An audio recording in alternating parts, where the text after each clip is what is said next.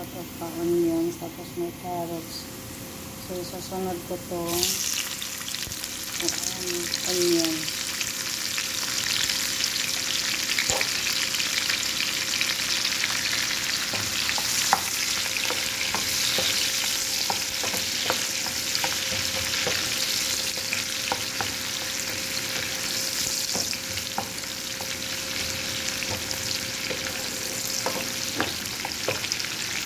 So, yan, hintayin natin na lumambot konti yung onions.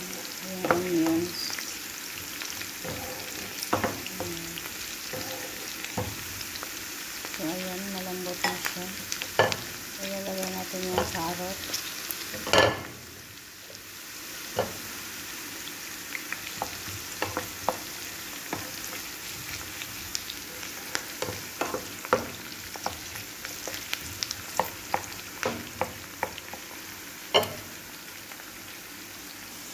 Lalagyan ko po ng isang magic para ma-magic yung lasa.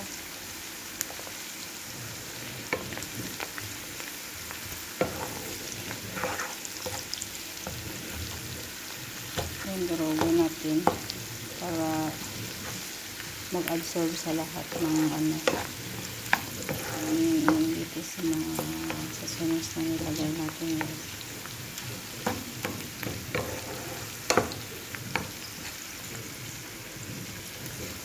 Then, ilagay ko rin po itong ginger. Ganun lang po kasimple.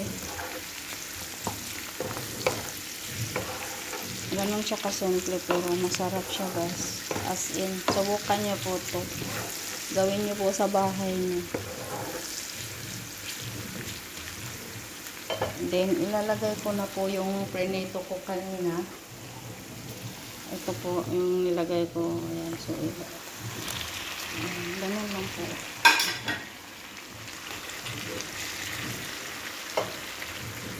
Ganun natin sa konti para mag-absorb.